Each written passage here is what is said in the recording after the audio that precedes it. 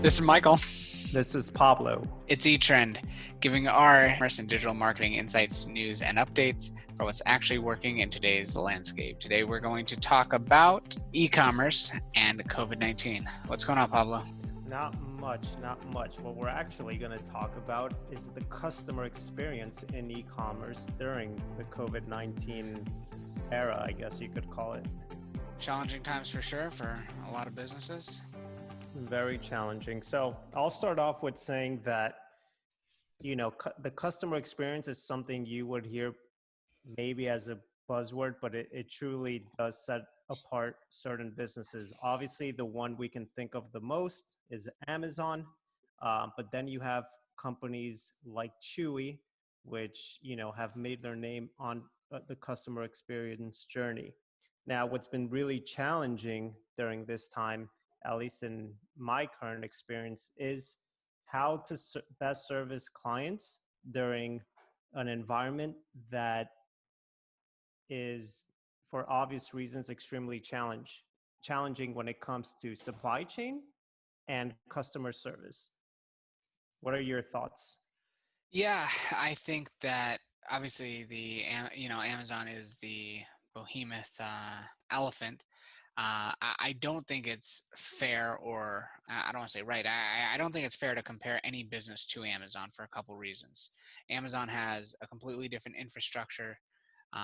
You look back 10 years ago, people were buying from Amazon because of price. Now they're definitely not the cheapest all the way across the board, and it's more on the convenience factor. So they've been good to sort of set the customer expectations for what a good customer experience is with Amazon. For many years, it was price, always the cheapest. Then they've transitioned people into convenience, 2-day shipping, returns, no issues. The ratings and the algorithm to make sure that they're showing the best products and wiping out the counterfeits. Amazon's done very well with that. And I think for most small businesses, whether they're selling on Amazon or they're trying to prevent Amazon from taking in their lunch, I think it's very difficult to be able to compare your business to Amazon. Now, with that Okay, being, so let me stop you there. Here's the deal, though. What's interesting about COVID is I think you could say around March or April, even Amazon started facing big challenges. I mean, as a consumer myself, I can tell you there were things that I would buy and then I would get an email saying I wouldn't get it for another month or so. I So agree. I think this issue has even impacted Amazon. Now, granted, we're in July, things have gone way better since the beginning, but even they had their challenges. So even if Amazon had challenges, what I'm talking about is, what about small businesses? Sure. Imagine those challenges. And that's So something that I have a, a specific example that I want to get into, but I'll let you finish your thought, and then let's get into maybe something that you yourself have seen from the sure. customer experience side of things.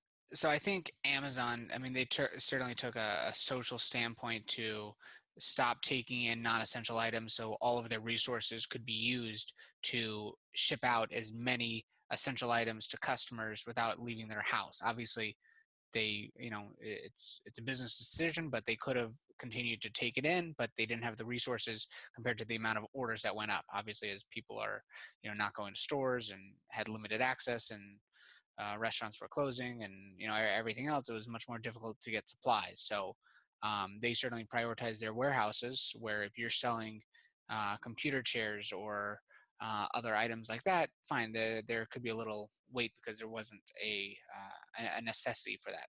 However, when you start looping it back into customer experience, the same way that they've trained people to expect the 2-day shipping, they took a very proactive, responsive, course of action quickly to communicate via email. I know I got several updates on my app from Amazon about, shipping delays and everything else. And I think that sort of set the expectation. I think for a lot of people it's like, a little bit of a reality check, just to, oh, yeah, your 2-day shipping isn't coming, and you're so accustomed to it. I agree. So because the person that's running an e-commerce store says, well, I'm not Amazon. So let's get into some of the things that you've seen or I've seen. And I can tell you that the biggest one by far, still till today, has been shipping, right? So I've talked to representatives from both UPS and USPS For whatever reason, I just don't really use FedEx. Um, and they've told me that the mail system is so bogged down that all networks are experiencing delays. Now, when you talk to customers and you explain that to them, it's very tough. Why? Because look, I'm not in logistics, so some customers will say, well, I got the package from so and so, but I'm not getting it from you. Then we have to talk to the carrier and they're saying, yes, the package is delayed. And you Right. have to convey that message to the customer. Now, when a customer buys from a business that it may be their first time buying, they're not so, they don't know the brand yet. It's challenging for them to have that trust, right? Is this company really telling me the truth? Or is the package really delayed? Right. So I don't think customers care for the most part about the reasoning why. I mean, they decided to make the purchase, they handed over their money, the money went out of their account. Now they're waiting for their product. I So they agree. don't really care. And I think certainly from experience, I think probably better than anyone that this COVID, shipping delay, sure, it lasted much longer, but it's very similar to what goes through every Black Friday. I mean, very similar in the same capacity, a couple weeks before, a couple weeks after, major shipping delays, tracking numbers aren't getting updated. Now it just went on to a whole lot longer span. And even for small businesses who haven't been able to get that Black Friday madness, or, fine, they get a little spike in sales. But, for someone who doesn't see a warehouse, get depleted, I think this is the first time that they were really able to sort of see that. Now, the postal system has their own issues with tracking numbers and getting them updated, and everything else. I think sure there are delays. Um, I personally have a lot of faith in the postal system. I don't think that they actually lose very many packages. I think that there's tracking issues, as far as them getting updated or scanned in, or them not scanning in, which I think could present several other issues to small businesses if you're selling on eBay or Amazon and your tracking numbers aren't registered. But I think the biggest issue is with communication to the customers. Well, I think that's the only real solution, right? So you shipped it as a company, the customer's saying, hey, where's my package? I guess it's really up to having the best protocols and customer service to, give an answer that satisfies the customer, I get whatever it. that may be, right? Yeah, I mean, look, a lot of companies, whether it's financial reasons that they aren't able to bring on the resources, or they don't currently have the resources.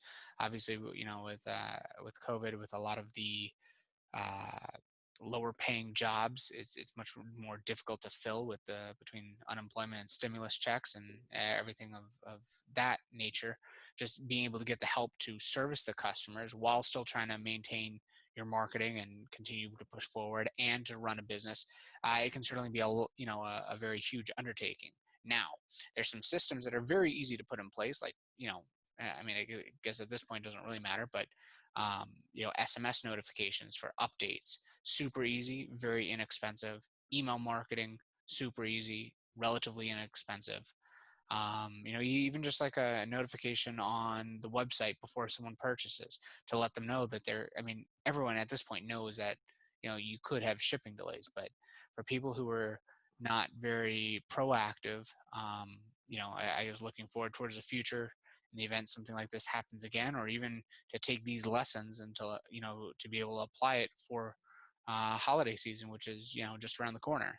Yep. So let me give two real life examples here. Maybe someone listening or watching has gone through them, and hopefully, whether they're maybe they watch this on YouTube, I would love for them to comment and give their examples. But two things happened during COVID. One, uh, you know, through this, naturally, our e-commerce. Well, I don't know if naturally or not, but we really, really took. Uh, we just went into hyper growth almost, right? We made some moves that really, really scaled our business, and this really accelerated. So we had two problems here. One was the amount of orders that we were and still are getting in and fulfilling changed overnight. So that changed our business.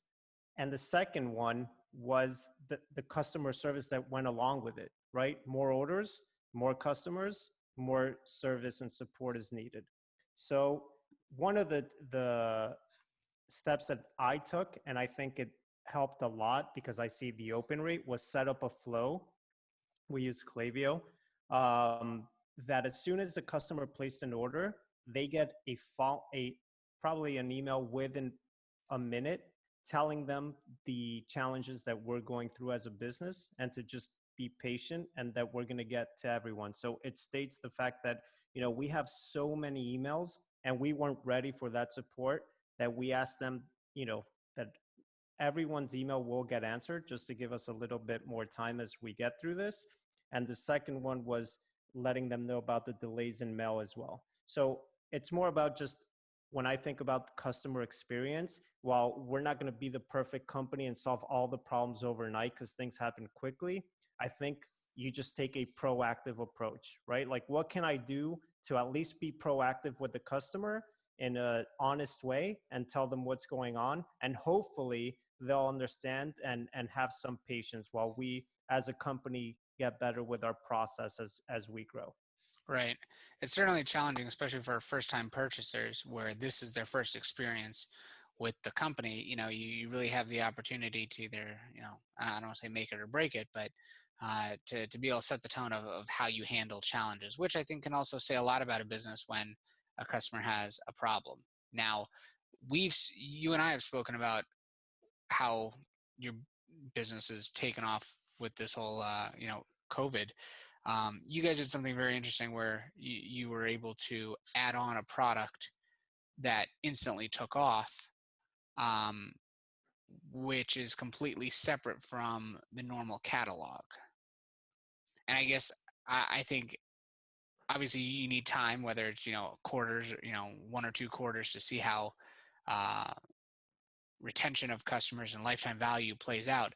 But I think the biggest thing to be able to take away from this time that you've been scaling is to be able to actually see these customers that cause this influx. Sure, the business would have probably had uh, would have seen growth like most other e-commerce businesses, but seeing how you almost used a product to get people into your funnels to see how many of these people come back and buy something that is sort of like within your core of your product stream.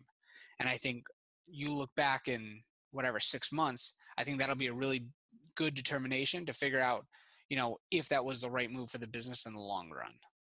And I think a lot of other businesses that sort of took that same approach, I think it's going to certainly be challenging. But if you get down into the numbers and you start seeing how many people continue to buy through it, I think that'll really sort of dictate how big of an impact the long shipping times actually had.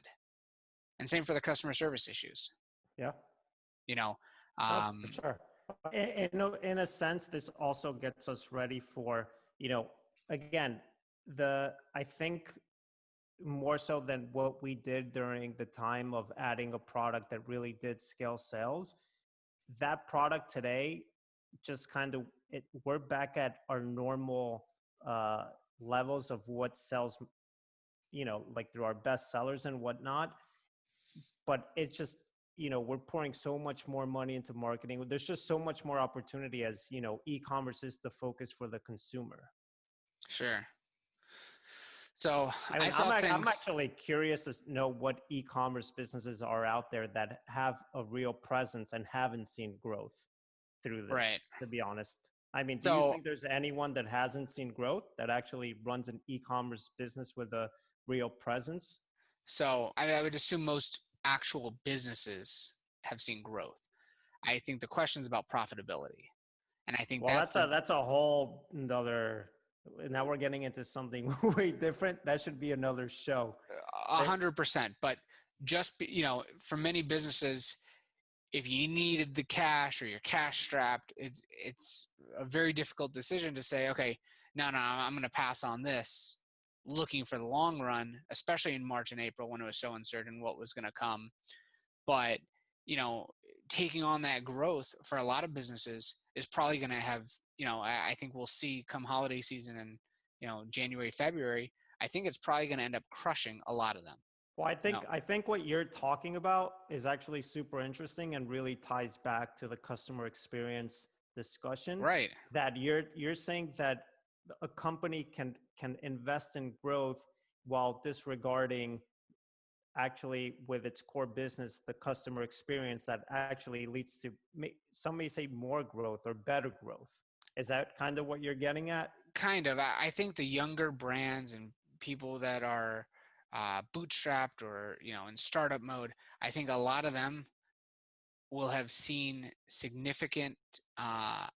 They probably would have seen significant growth, um, but not being prepared or not having sort of gone down growth spurts in the past.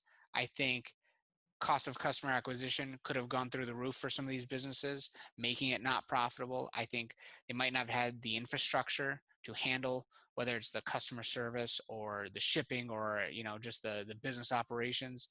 And I think it could end up costing them more in the customers and the brand itself than whatever influx of revenue that they were able to generate.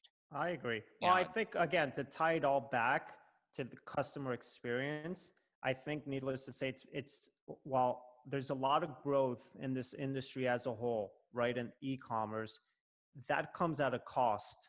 And that cost is through the customer experience, because to give real good customer experience is probably one of the hardest things a business could do, even though it actually might sound one of the easiest things to do, right? When you hear, oh, this company gives amazing customer experience. They reply to all emails quick. Cool. Let's hire more people. We can do that. They ship fast. Cool. Let's have inventory in stock. We could do that.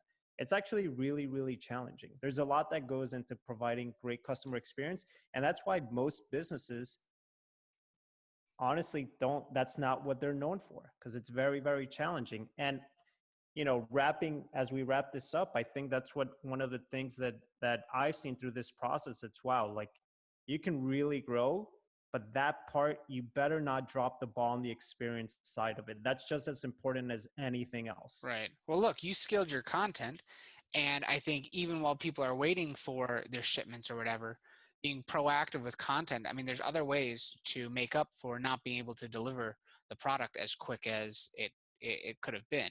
Oh, Um, 100%. I think if there's one message I could give or piece of advice, is that you might not be able to provide the best customer service, the best experience for the consumer, but if you are proactive, that will go a long way with the customer. Don't wait for something to happen or for them to complain to be like, oh, yeah, let's do this then. No, try to, like, foresee those things. You can already always see the problems that start to arise, so attack them as fast as you can.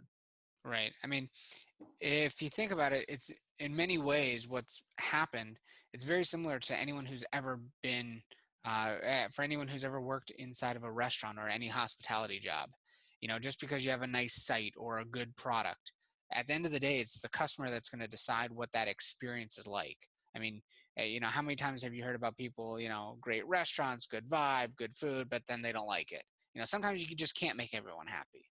And I think businesses need to understand that you're not going to make everyone happy, and investing That's a so good much point. time the customer's always right until they're wrong. It's it's a very tricky balance to sort of be able to balance the time. Obviously no one wants the negative reviews, but Who invented the customer is always right? probably the customer. I mean, That's funny, because I was thinking about that the other day. Whoever invented that, and that was probably one of the viral word of mouth things that have ever happened to consumerism, has really put a big challenge on businesses and what customer service looks like today. I agree. I think Because what brands. you said is right. That's part of the challenge of the customer experience. Customers are not always right. So it's like, No, wow, that's tough too, and that happens often.